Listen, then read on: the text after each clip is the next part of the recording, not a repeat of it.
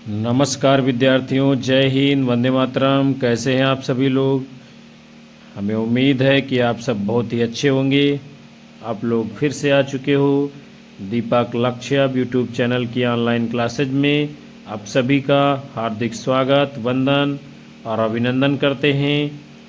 आज हम आप सभी के मध्य में लेकर के उपस्थित हुए हैं सामान्य हिंदी व्याकरण भाग के अंतर्गत संज्ञा, सर्वनाम, विशेषण, लिंग, वचन, कारक इत्यादि से बड़े ही महत्वपूर्ण प्रश्नों को, जो आप सभी के लिए आने वाली आगामी परीक्षाओं में बहुत ही महत्वपूर्ण भूमिका निभाएंगे।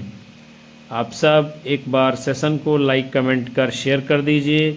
चैनल के ऊपर पहली बार आए हैं तो सब्सक्राइब कर लीजिए, बेल आइकन दबा लीजिए, जिससे आने वाली कक्षाओं का नोटिफिकेशन आप तक समय पर पहुंचता रहेगा।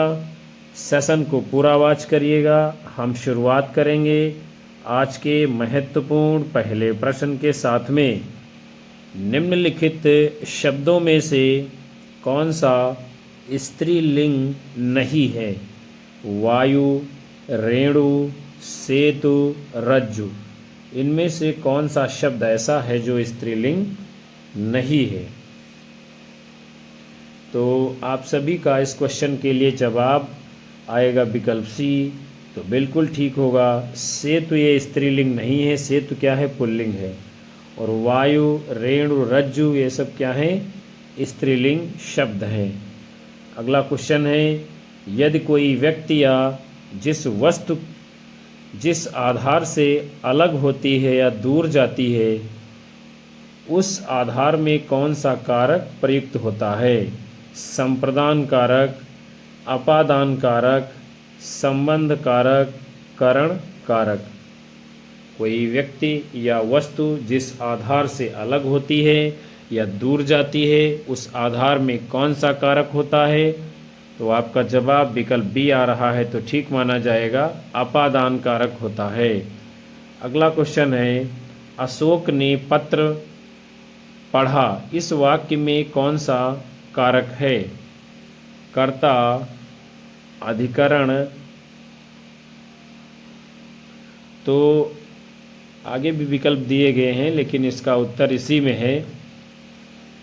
अशोक ने पत्र पढ़ा, तो ने किस में आता है? कर्ता ने, यानी विकल्प ए आपका उत्तर बिल्कुल सही माना जाएगा, कर्ता कारक है इसमें।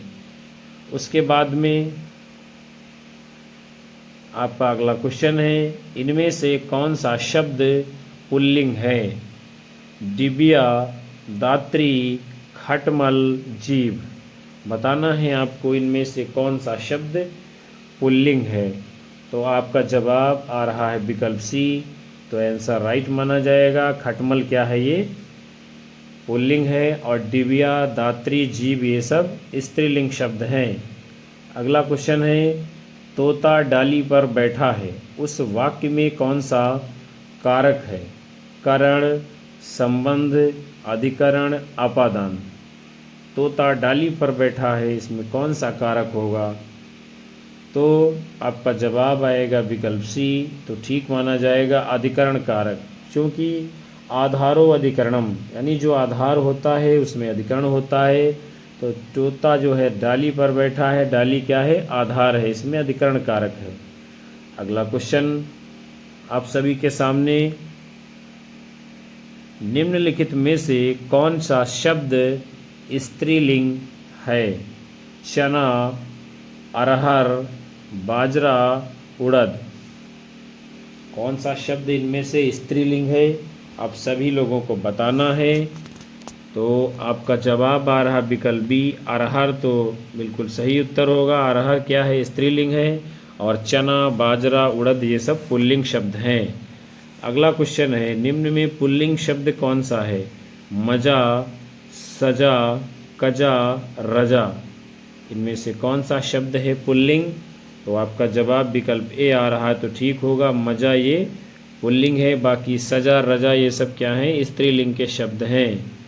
फिर अगला क्वेश्चन है, कर्म कारक के लिए प्रयुक्त होने वाला चिन्ह है? ने, के लिए, से, को। यानी कर्म कारक में कौन सा चिन्ह प्रयुक्त होता है? तो कर्म को प्रयुक्त होता है, यानी विकल्प डी आपका सही उत्तर होगा। फिर अगला क्वेश्चन है, निम्न में से पुल्लिंग शब्द है घास, आय, व्यय, नहर, इनमें से कौन सा है पुल्लिंग शब्द? तो आपका जवाब इस क्वेश्चन के लिए आ रहा है विकल्प सी, तो ठीक होगा। व्यय क्या है? ये पुल्लिंग है। घास, आय, नहर ये तीनों शब्द स्त्रीलिंग हैं। अगला क्वेश्चन है, निम्नलिखित में से स्त्रीलिंग शब्द को चुनिए। धुआं, संध्या, भत्ता, धावा, इनमें से कौन सा शब्द है स्त्रीलिंग? तो आपका जवाब विकल्प बी आ रहा है, संध्या तो ठीक होगा। ये क्या है? स्त्रीलिंग का शब्द है। अगला क्वेश्चन है, किस वाक्य में एक वचन का प्रयोग हुआ है? लड़के बोले, लड़के ने कहा, लड़कों ने कहा, लड़के ने लड़कों से कहा, किस वाक्य में एक वचन का प्रयोग है? तो आपका जवाब होगा विकल्प बी, लड़के ने कहा। फिर आपका अगला क्वेश्चन है, एक वाक्य में अपादान कारक का प्रयोग हुआ है। शिकारी ने तीर से बाघ मारा, हाथी के द्वारा पेड़ ढाहा गया, सत्संग से बुद्धि सुधरती है, लड़का बाजार से लौटा। यानी क्या पूछ रहा है? अपादान कारक किस वाक्य में है? तो आपका जवाब कौन सा होगा? विकल्प डी, लड़का बाजार से लौटा, इसमें अपादान कारक है। उसके बाद में अगला क्वेश्चन है आपका, लिंग की दृष्टि से एक वाक्य शुद्ध है। चाय फीका है, दही खट्टा है, चांदी सोने से कम महंगा है, मिश्री मीठा है।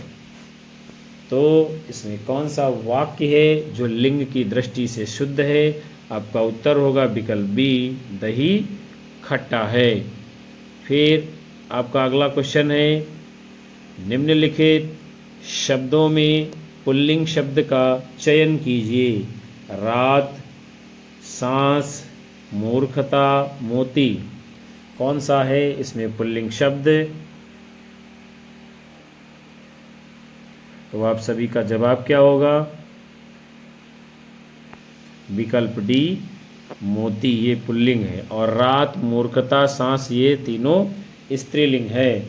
फिर क्वेश्चन है आपका, मैंने पत्र लिखा, वाक्य में पत्र कौन सा कारक है? कर्ता, संबंध, कर्म, करण। मैंने पत्र लिखा, वाक्य में पत्र में कौन सा कारक है? तो आपका जवाब कौन सा होगा? विकल्प सी, कर्म कारक पत्र को लिखा। इसमें को क्या है? साइलेंट है, छिपा हुआ है। फिर आपका अगला क्वेश्चन है, ऊंट शब्द का स्त्रीलिंग रूप है। ऊटी, ऊँटनी, ऊँटे, ऊटीन, ऊंट शब्द का स्त्रीलिंग रूप कौन सा है? तो आपका जवाब क्या होगा? विकल्प बी, ऊँटनी।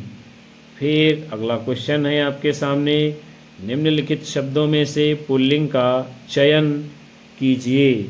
हवा, कोयल, दारा, शिक्षा, कौन सा है पुल्लिंग शब्द? तो आपका उत्तर कौन सा होगा? विकल्प सी, दारा। और हवा, कोयल, शिक्षा ये क्या है? स्त्रीलिंग शब्द है। अगला क्वेश्चन है, कौन सा शब्द पुल्लिंग नहीं है?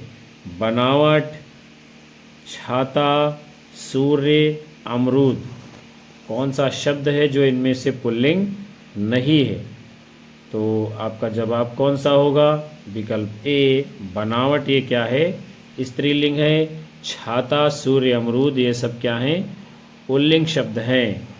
फिर आपका अगला क्वेश्चन है, इनमें से भाववाचक संज्ञा है। तप, तीर, भरत, चिंता, कौन सा है भाववाचक संज्ञा का उदाहरण? तो आपका उत्तर होगा विकल्प डी, चिंता। अगला क्वेश्चन आपके सामने है, निम्नलिखित शब्दों में से स्त्रीलिंग शब्द है।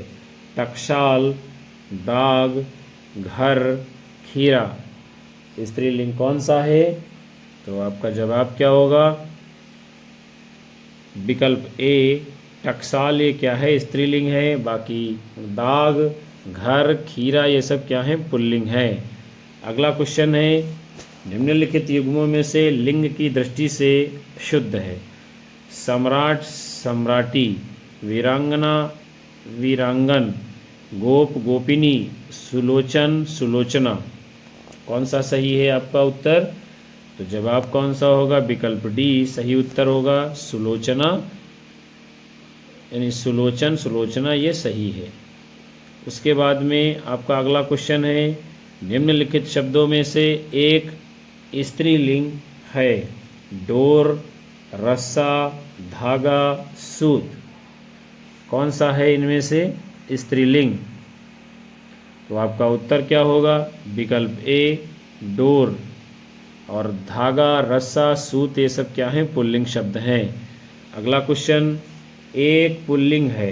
चाय, शिकंजी, लस्सी, दही। इनमें से पुल्लिंग कौन सा है?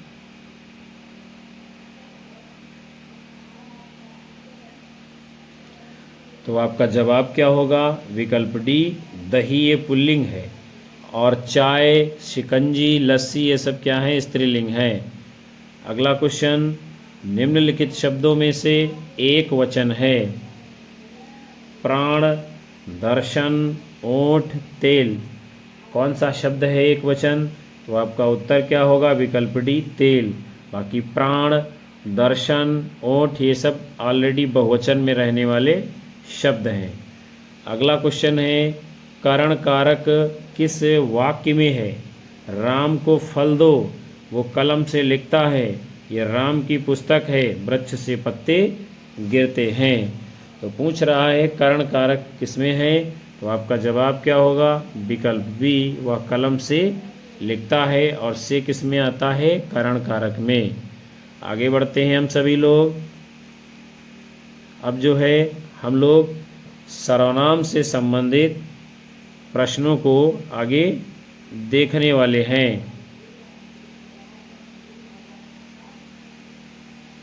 क्या है क्वेश्चन आपका? शायद कमरे में कोई छिपा हुआ है। तो रेखांकित शब्द में कौन सा विशेषण है यानी सर्वनाम है? प्रश्नवाचक सर्वनाम, संबंधवाचक सर्वनाम, अनिश्चयवाचक सर्वनाम, निजवाचक सर्वनाम। कौन सा आपका सही उत्तर होगा? तो आपका जवाब आ रहा विकल्प सी, तो राइट होगा अनिश्चयवाचक सर्वनाम। शायद कमरे में कोई है, यहाँ कोई निश्चय नहीं हो पा रहा है, इसलिए क्या होगा? अनिश्चयवाचक सर्वनाम। फिर अगला क्वेश्चन है, तेते पाँव पसारिए जेती लांबी सौर में कौन सा सर्वनाम है? संबंधवाचक सर्वनाम, पुरुषवाचक सर्वनाम, प्रश्नवाचक सर्वनाम, इनमें से कोई नहीं। तो जे तेते पाँव पसारिए जेती लांबी सौर में क्या है? विकल्प ए संबंधवाचक सर्वनाम। अगला क्वेश्चन है, तू सर्वनाम का प्रयोग किस क्रम में नहीं होगा? समीपता, आत्मीयता, अपमान, संबंध बताने। तू सर्वनाम का प्रयोग किस क्रम में नहीं होगा? तो आपका जवाब होगा विकल्प डी संबंध बताने में। बाकी समीपता, अपमान, आत्मीयता में इसका प्रयोग होगा। अगला क्वेश्चन है, सर्वनाम के भेद हैं 3, 4, 5, 6। कितने भेद हैं सर्वनाम के? तो आपका उत्तर क्या होगा? विकल्प डी 6 भेद हैं। फिर क्वेश्चन है, यह कौन सा सर्वनाम है? प्रश्नवाचक, निजवाचक, निश्चयवाचक, संबंधवाचक। तो यह किस प्रकार का सर्वनाम है? यह निश्चित है, अर्थात निश्चयवाचक सर्वनाम उत्तर होगा विकल्प सी। अगला क्वेश्चन है, हम किसी का कुछ नहीं बिगाड़ सकते। वाक्य में पहला सर्वनाम है निश्चयवाचक, अनिश्चयवाचक, निजवाचक, पुरुषवाचक। हम किसी का कुछ नहीं बिगाड़ सकते, इस वाक्य में कौन सा सर्वनाम होगा? तो आपका उत्तर होगा विकल्प डी पुरुषवाचक सर्वनाम। फिर अगला क्वेश्चन आपके सामने है, तुम्हें क्या चाहिए? रेखांकित का सर्वनाम है निजवाचक, प्रश्नवाचक, संबंधवाचक, निश्चयवाचक। तो उत्तर आपका कौन सा होगा? तुम्हें क्या चाहिए में विकल्प बी क्या लगा हुआ है, प्रश्नवाचक सर्वनाम होगा। अगला उदाहरण है मध्यम पुरुष सर्वनाम का उदाहरण है वह, वे, आप, मैं। इनमें से मध्यम पुरुष सर्वनाम कौन सा है, तो आपका उत्तर है विकल्प सी, आप। अगला क्वेश्चन आपके सामने है मोहन प्रकाश जी हिंदी पढ़ाते हैं, रिक्त स्थान में क्या आएगा अन्य पुरुषवाचक सर्वनाम से, मुझे, तुम्हें, उन्हें, हमें। तो मोहन प्रकाश जी हिंदी पढ़ाते हैं, अन्य पुरुषवाचक सर्वनाम का रिक्त स्थान में कौन सा शब्द आएगा, आपका उत्तर होगा विकल्प सी, उन्हें हिंदी पढ़ाते हैं। अगला क्वेश्चन है निम्नलिखित में से किस विकल्प में सभी सर्वनाम पुरुषवाची हैं, हम, तुम, ये, वे, मैं, आप, कुछ, जो, यह, जो, कोई, वह, स्वयं, मैं, तुम, आप, किसी। तो किसमें सभी सर्वनाम पुरुषवाची हैं, तो आपका उत्तर क्या होगा विकल्प ए, हम, तुम, वे, ये, मैं। फिर आपका क्वेश्चन है संबंधवाचक सर्वनाम कौन सा है, कुछ, वहाँ, जो, वह। कौन सा इनमें से है संबंधवाचक सर्वनाम, तो आपका उत्तर क्या होगा विकल्प सी, जो, ये क्या है संबंधवाचक सर्वनाम का शब्द है। अगला क्वेश्चन है किस वाक्य में मध्यम पुरुष सर्वनाम का प्रयोग हुआ है, मैंने अपना काम कर लिया है, आप गांव से कब आए, आपका महाकाज, वह अपने आप चला जाएगा। पूछ रहा है किस वाक्य में मध्यम पुरुष सर्वनाम है, तो उत्तर आपका क्या होगा विकल्प बी सही होगा, आप गांव से कब आए। अगला क्वेश्चन है निम्नलिखित में से सर्वनाम शब्द है पढ़ना, वह, घर, गहरा। कौन सा है सर्वनाम शब्द, तो आपका जवाब क्या होगा विकल्प बी, वह, ये क्या है सर्वनाम शब्द है। फिर क्वेश्चन है हिंदी में कुल कितने सर्वनाम हैं, 9, 10, 11, 12। हिंदी में कुल कितने सर्वनाम हैं, तो आपका उत्तर क्या होगा विकल्प सी, यानी 11 सर्वनाम हैं। फिर अगला क्वेश्चन आपके सामने निम्नलिखित में से सर्वनाम शब्द है कौन सा है, ताज़ा, मैं, सोना, हिमालय।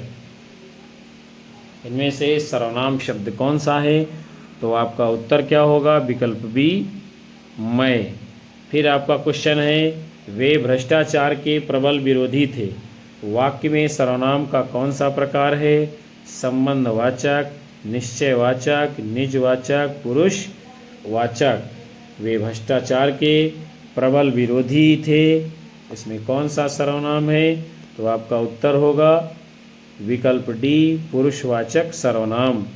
फिर अगला क्वेश्चन आपके सामने है उत्तम पुरुष सर्वनाम के किस भेद का एक प्रकार है, निजवाचक, पुरुषवाचक, संबंधवाचक, निश्चयवाचक। उत्तम पुरुष सर्वनाम ये किसका भेद है, तो आपका उत्तर होगा विकल्प बी, पुरुषवाचक सर्वनाम। अगला क्वेश्चन है निम्नलिखित जोड़ों में से उत्तम पुरुष वाले जोड़े को चुनिए, मैं, हम, तू, तुम, वह, वे, इसने, इन्होंने। तो इनमें से उत्तम पुरुष वाले जोड़े को पहचानना है, आपको बताना है कौन सा राइट आंसर होगा विकल्प ए, मैं, हम, ये क्या है उत्तम पुरुषवाचक सर्वनाम। अगला क्वेश्चन आपके सामने है हम ताजमहल देखने जाएंगे, रेखांकित पद है, निजवाचक सर्वनाम, पुरुषवाचक सर्वनाम, निश्चयवाचक सर्वनाम, अनिश्चयवाचक सर्वनाम, यानी हम ये किस प्रकार का सर्वनाम है, तो आपका उत्तर क्या होगा विकल्प बी, पुरुषवाचक सर्वनाम। अगला क्वेश्चन वो कल मुझसे मिलने आएगी, रेखांकित शब्द के आधार पर पुरुषवाचक सर्वनाम का कौन सा भेद है, संबंध पुरुषवाचक, मध्यम पुरुष, अन्य पुरुषवाचक, उत्तम पुरुष। वह कल मुझसे मिलने आएगी यानी वह के आधार पर कौन सा पुरुषवाचक सर्वनाम का भेद है, तो आपका उत्तर होगा विकल्प सी, अन्य पुरुषवाचक। वाचक। हम सभी लोग आगे बढ़ते हैं। अब जो है क्रिया से संबंधित प्रश्नों को हम लोग आगे देखेंगे।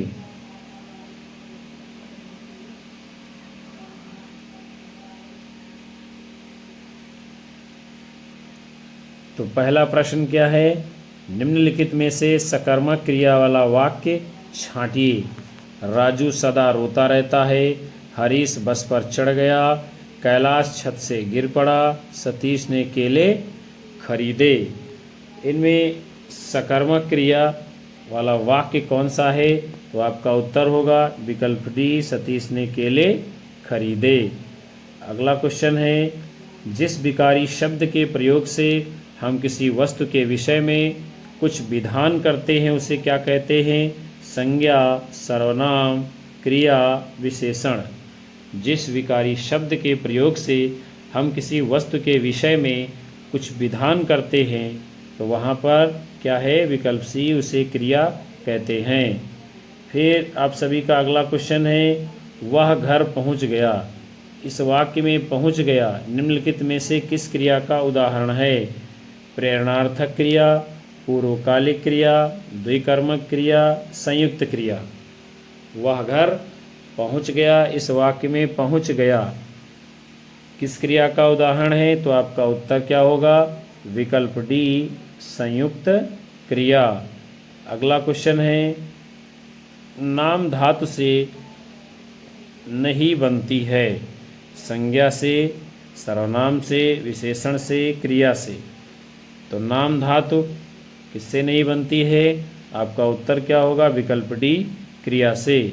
अगला क्वेश्चन है, किसी क्रिया यानी किसी पूर्ण क्रिया से पहले आने वाली अन्य क्रिया को क्या कहते हैं? पूर्वकालिक क्रिया, संयुक्त क्रिया, नाम धातु क्रिया, अपूर्ण क्रिया। तो किसी पूर्ण क्रिया के पहले आने वाली जो अन्य क्रिया होती है उसे क्या कहा जाता है? विकल्प ए, पूर्वकालिक क्रिया। अगला क्वेश्चन आपके सामने है, निम्नलिखित वाक्यों में से किस वाक्य में क्रिया अकर्मक नहीं है? जंगल में हिरण दौड़ रहे हैं, छोटे बच्चे बात बात पर रोते रहते हैं, सुनीता ने अपने पिताजी से फ़ोन करवाया, आलसी बच्चे देर तक सोते रहते हैं। तो किस वाक्य में क्रिया अकर्मक नहीं है? तो आपका जवाब क्या होगा? विकल्प सी, यानी सुनीता ने अपने पिताजी से फ़ोन करवाया। अगला क्वेश्चन आपके सामने है, निम्नलिखित वाक्यों में से किस वाक्य में क्रिया द्विकर्मक नहीं है? राम ने मोहन को पैसा दिया, सेठ मुनीम को वेतन देता है, माँ नौकर से भोजन बनवाती है, पिता ने पुत्र को पुस्तक दी। यानी पूछा जा रहा है कि किस वाक्य में क्रिया द्विकर्मक नहीं है, अर्थात दो कर्म नहीं है जिस क्रिया में।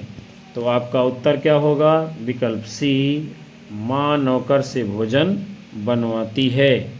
अगला क्वेश्चन आपका है, निम्नलिखित वाक्यों में से किसमें अकर्मक क्रिया प्रयुक्त हुई है? शिशु सो रहा है, बालक खेल रहा है, छात्र पढ़ रहा है, छात्रा लिख रही है। तो इनमें से किसमें अकर्मक क्रिया प्रयुक्त हुई है? तो आपका जवाब क्या होगा? विकल्प ए, शिशु सो रहा है। अगला क्वेश्चन है, निम्नलिखित में से सकर्मक क्रिया का वाक्य कौन सा है? मंदाकिनी सोती है, बालिका निबंध लिख रही है, पक्षी आकाश में उड़ते हैं, बालक खिलौना पाकर हंसता है। तो आपका जवाब क्या होगा जिसमें सकर्मक क्रिया है? उत्तर है विकल्प बी, बालिका निबंध लिख रही है। फिर आप सभी का अगला क्वेश्चन है, सुमित सो रहा है, वाक्य में क्रिया का भेद है, अकर्मक, सकर्मक, प्रेरणार्थक, द्विकर्मक। सुमित सो रहा है, वाक्य में क्रिया का भेद कौन सा है? तो आपका जवाब क्या है? विकल्प ए, अकर्मक क्रिया। अगला क्वेश्चन आपके सामने है, किस वाक्य में सकर्मक क्रिया नहीं है उसे आपको बताना है। मजदूर पेड़ से नीचे बहुत देर से बैठा है, किसान हल से खेत जोत रहा है, मोहन बाजार में फल खरीद रहा है। 3 छात्र पुस्तकालय में पढ़ रहे हैं। तो किस वाक्य में सकर्मक क्रिया नहीं है? आपका उत्तर होगा विकल्प ए, मजदूर पेड़ के नीचे बहुत देर से बैठा है, और बाकी तीनों वाक्यों में सकर्मक क्रिया है। अगला क्वेश्चन है, किस वाक्य में अकर्मक क्रिया का प्रयोग किया गया है? मजदूर चाय पी रहा है, बालक बहुत देर से रो रहा है, अम्मा खाना बना रही हैं, रमेश पुस्तक पढ़ रहा है। यानी किस वाक्य में अकर्मक क्रिया का प्रयोग हुआ है? तो आपका जवाब क्या होगा? विकल्प बी, बालक बहुत देर से सो रहा है। अगला क्वेश्चन है, किस वाक्य में द्विकर्मक क्रिया प्रयुक्त हुई है? लड़के ने अपने साथी को पुस्तक दी, वह दिन रात बहुत परिश्रम करता है, उसने एक रोचक कहानी पढ़ी, मैंने दुकान से फल खरीदे। किस वाक्य में द्विकर्मक क्रिया है? तो आपका जवाब क्या होगा? विकल्प ए, लड़के ने अपने साथी को पुस्तक दी, ये द्विकर्मक क्रिया का उदाहरण है। अगला क्वेश्चन है, निम्नांकित में प्रेरणार्थक क्रिया है? हंसाना, जगाना, लिखवाना, भूलना। किस वाक्य में है प्रेरणार्थक क्रिया? तो आपका उत्तर क्या होगा? विकल्प सी, लिखवाना। अगला क्वेश्चन है, क्रिया के मूल रूप को क्या कहते हैं? पद, रूप, धातु, शब्द। तो क्रिया के मूल रूप को क्या कहा जाता है? विकल्प सी, धातु कहते हैं। अगला क्वेश्चन है, निम्नलिखित में से सकर्मक क्रिया छांटिए। चलना, सोना, मुस्कराना, लिखना। इसमें कौन सी है सकर्मक क्रिया का उदाहरण? तो आपका उत्तर क्या होगा? विकल्प डी, लिखना। फिर आपका अगला क्वेश्चन है, बालक इस पुस्तकालय में पढ़ रहा है। वाक्य में क्रिया कौन सी है? संयुक्त क्रिया, सहायक, अकर्मक, सकर्मक। बालक इस पुस्तकालय में पढ़ रहा है, तो कौन सा जवाब आपका सही होगा? विकल्प डी, सकर्मक क्रिया। अगला क्वेश्चन है, मीरा जोर से हंसी। ये वाक्य किस क्रिया का समुचित उदाहरण है? अकर्मक, प्रेरणार्थक, द्विकर्मक, सकर्मक। मीरा जोर से हंसी, ये वाक्य किस क्रिया का उदाहरण है? तो आपका उत्तर होगा विकल्प ए, अकर्मक क्रिया का उदाहरण है। अगला क्वेश्चन आप सभी के सामने है, राम सो रहा है। इस वाक्य में कौन सी क्रिया है? अकर्मक, सकर्मक, प्रेरणार्थक, द्विकर्मक। तो राम सो रहा है, इसमें कौन सी क्रिया है? विकल्प ए, अकर्मक क्रिया। अगला क्वेश्चन है, निम्नलिखित में से किस वाक्य में अकर्मक क्रिया है? पानी बरस रहा है, मैं गेहूँ पिसवाता हूँ, श्याम निबंध लिखता है, राम मोहन को रुला रहा है। तो किस वाक्य में है अकर्मक क्रिया? तो आपका जवाब क्या होगा? विकल्प ए, पानी बरस रहा है। फिर अगला क्वेश्चन है, बारिश होगी तो हम भी पिकनिक पर चलेंगे। इस वाक्य में है संभावनार्थ वृत्ति, संकेतार्थक वृत्ति, निश्चयार्थ वृत्ति, आशार्थक वृत्ति। बारिश होगी तो हम पिकनिक पर चलेंगे, इस वाक्य में क्या सही उत्तर है? तो आपका जवाब होगा विकल्प बी, संकेतार्थक वृत्ति, यानी संकेत किया जा रहा है यदि बारिश होगी तो हम पिकनिक पर जाएंगे। अगला क्वेश्चन है, किस वाक्य में क्रिया की इच्छावृत्ति का प्रयोग हुआ है? संभवतः वो शाम तक लौट आएगा, डाकिया चिट्ठी क्यों नहीं लाया, ईश्वर सबका कल्याण करे, श्याम विद्यालय चला गया होगा। तो किस वाक्य में क्रिया की इच्छार्थ वृत्ति का प्रयोग हुआ है? तो आपका जवाब क्या होगा? विकल्प सी, ईश्वर सबका कल्याण करे, यानी यहाँ पर इच्छा व्यक्त की जा रही है कल्याण की। अगला क्वेश्चन है, किस वाक्य में क्रिया की संभावनार्थ वृत्ति का प्रयोग हुआ है? लगता है इस बार अच्छी बरसात होगी, अध्ययन करने वाले छात्र अच्छे अंक प्राप्त करता है, बालक घर जा चुका था, 2 और 2 मिलकर 4 होते हैं। तो संभावनार्थ वृत्ति का प्रयोग किस वाक्य में है? तो आपका जवाब होगा विकल्प ए, लगता है कि इस बार अच्छी बरसात होगी, यानी संभावना इस वाक्य में व्यक्त की जा रही है और यही आपका सही जवाब है। फिर हम सभी लोग आगे बढ़ेंगे। अब हम सभी लोग जो है विशेषण से संबंधित महत्वपूर्ण प्रश्नों को आगे देखने वाले हैं। तो क्या है क्वेश्चन आपका पहला, कौन सा शब्द संज्ञा से बना हुआ विशेषण नहीं है? भयंकर, शुभंकर, रुचिकर, लाभकर। कौन सा शब्द है जो संज्ञा से बना हुआ विशेषण नहीं है? तो आपका उत्तर होगा विकल्प बी, शुभंकर। अगला क्वेश्चन है, भाववाचक संज्ञा से निर्मित विशेषण है चलता, प्यारा, रंगीन, ऊंचा। भाववाचक संज्ञा से निर्मित विशेषण कौन सा है? तो आपका जवाब क्या होगा? विकल्प बी, प्यारा। फिर आपका अगला क्वेश्चन है, सार्वनामिक विशेषण है संज्ञा के पहले आते हैं, संज्ञा के बाद आते हैं, सर्वनाम के पहले आते हैं, इनमें से कोई नहीं। तो सार्वनामिक विशेषण क्या है? आपका उत्तर होगा विकल्प ए, संज्ञा से पहले आते हैं। फिर अगला क्वेश्चन है, इनमें संस्कृत का विशेषण कौन सा है? विकृति, संस्कारिक, सुसंस्कृत, सांसाकृतिक। यानी संस्कृत का विशेषण कौन सा है? तो आपका जवाब क्या होगा इस क्वेश्चन के लिए? विकल्प डी, सांसाकृतिक शब्द बनेगा। अगला क्वेश्चन है, मानव शब्द का विशेषण क्या होगा? मनुष्य, मानवीयकरण, मानवता, मानवीय। मानव का विशेषण क्या बनेगा? तो आपका जवाब होगा विकल्प डी, मानवीय। अगला क्वेश्चन है, निम्नलिखित में से गुणवाचक विशेषण कौन सा है? चौगुना, नया, तीन, कुछ। इनमें से कौन सा है गुणवाचक विशेषण? तो आपका जवाब क्या होगा? विकल्प बी, नया। फिर अगला क्वेश्चन है, विशेषण से भाववाचक संज्ञा बनने वाले शब्द है नहाता, शिष्टता, खेलता, दौड़ना। विशेषण से भाववाचक संज्ञा बनने वाला शब्द कौन सा है? तो आपका उत्तर होगा विकल्प बी, यानी कि शिष्टता। फिर अगला क्वेश्चन है, किस वाक्य में परिमाणवाचक विशेषण है? खेल का मैदान लंबा है, पंकज अच्छा गायक है, मैं सफ़ेद कमीज नहीं पहनता, इस बार बारिश में बहुत ओले गिरे। तो किस वाक्य में है परिमाणवाचक विशेषण? तो आपका उत्तर कौन सा होगा? इस क्वेश्चन के लिए विकल्प डी होगा। क्या है? इस बार बारिश अच्छी होगी। तो बारिश क्या है? ये परिमाणवाचक है।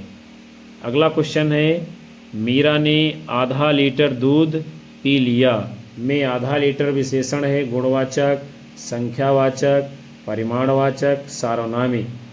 तो यहाँ आधा लीटर किस प्रकार का विशेषण है? तो आपका उत्तर कौन सा होगा? विकल्प सी, परिमाणवाचक। अगला क्वेश्चन है, बृहत विशेषण की शुद्ध उत्तमावस्था क्या बनेगी? बृहत्तर, बृहत्तम, बृहत्तम, बृहत्तर। तो बृहत शब्द का विशेषण की शुद्ध उत्तमावस्था कौन सी बनेगी? आपका जवाब होगा विकल्प सी, बृहत्तम। अगला क्वेश्चन है, घनिष्ठ की शुद्ध उत्तरा अवस्था है घनिष्ठतर, घनिष्ठतम, घनिष्ठतर, घनिष्ठतम। घनिष्ठ शब्द की शुद्ध उत्तरावस्था कौन सी होगी? आपका जवाब क्या होगा? विकल्प सी, घनिष्ठतर। फिर अगला क्वेश्चन है, इनमें से कौन सा शब्द विशेषण नहीं है? भीतर, गुरुवर, विश्वस्त, विगत। कौन सा शब्द है ऐसा जो विशेषण नहीं है? तो आपका उत्तर होगा विकल्प ए, भीतर। बाकी गुरुवर, विश्वस्त और विगत ये तीनों शब्द विशेषण हैं। अगला क्वेश्चन आपके सामने है, इनमें से किस वाक्य में विशेषण की उत्तमावस्था प्रयुक्त हुई है? उसने सुंदर चित्र बनाया, वह मुझसे बड़ा है, वह अच्छी अच्छी कहानियाँ सुनाता है, हमारी कक्षा में वह सबसे होशियार छात्र है। यानी किस वाक्य में विशेषण की उत्तम अवस्था प्रयुक्त हुई है? तो आपका जवाब क्या होगा? विकल्प डी, हमारी कक्षा में सबसे होशियार छात्र हैं। अगला क्वेश्चन आपके सामने है, जो शब्द संज्ञा की विशेषता बताते हैं उन्हें क्या कहते हैं? सर्वनाम, विशेषण, क्रिया, क्रिया विशेषण। जो शब्द संज्ञा की विशेषता बताते हैं उन्हें क्या कहते हैं? तो आपका उत्तर कौन सा होगा? विकल्प बी, यानी कि विशेषण कहते हैं। अगला क्वेश्चन आपके सामने है, जिस विकारी शब्द से संज्ञा की व्याप्ति मर्यादित होती है उसे कहते हैं विशेष, विशेषण, विशेषण विशेष, विशिष्ट। कौन सा आपका सही उत्तर है? जिस विकारी शब्द से संज्ञा की व्याप्ति मर्यादित होती है उसे क्या कहते हैं? विकल्प बी, विशेषण कहा जाता है। अगला क्वेश्चन है, निम्नलिखित में से विशेषण शब्द है जाना, देवता, सुंदर, कौन? तो इनमें से विशेषण का शब्द कौन सा है? आपका जवाब होगा विकल्प सी, सुंदर। अगला क्वेश्चन आपके सामने है, विशेषण बताइए। क्षम्य, फेन, शिक्षा, भ्रम, इनमें से कौन सा शब्द विशेषण है? तो आप सभी का उत्तर विकल्प ए आ रहा है, क्षम्य तो राइट जवाब माना जाएगा। अगला क्वेश्चन है, निम्नलिखित में से कौन सा शब्द विशेषण है? आगरा, चमकीला, चलना, लिखना, इनमें से कौन सा शब्द है जो विशेषण है? तो आपका उत्तर क्या होगा? विकल्प बी, चमकीला। अगला क्वेश्चन है, निम्नलिखित में से कौन सा शब्द विशेषण है? सुंदरता, कवि, विद्वान, भलाई, इनमें से कौन सा शब्द ऐसा है जो विशेषण है? तो आपका उत्तर क्या होगा? विकल्प सी, विद्वान। अगला क्वेश्चन है आपके सामने, अनुमान का विशेषण होगा। क्या होगा अनुमान का विशेषण? अनुमानित, अनुमति, अनुमित और अनुमित। तो शब्द है आपका अनुमान, इसका विशेषण कौन सा बनेगा? विकल्प ए, अनुमानित। तो प्रिय विद्यार्थियों, आज के इस महत्वपूर्ण सत्र को हम यहीं पर विराम दे रहे हैं, जिसमें आप सभी लोगों ने संज्ञा, सर्वनाम, विशेषण, क्रिया और स्त्रीलिंग, पुल्लिंग, कारक इत्यादि सभी महत्वपूर्ण प्रकरण से संबंधित 100 प्रश्नों को देखा जाना समझा। हमें आशा है, पूरी उम्मीद है, यह सेशन आप सभी लोगों के लिए बहुत ही लाभदायक अवश्य सिद्ध होगा और आपकी आने वाली परीक्षाओं में काम करेगा। कक्षा को लाइक करिए, ज़्यादा से ज़्यादा अपने साथी मित्रों में शेयर करिए और अपने अधिकतम साथी, मित्र, दोस्त, घर परिवार सभी को हमारे चैनल से जोड़ते रहिए।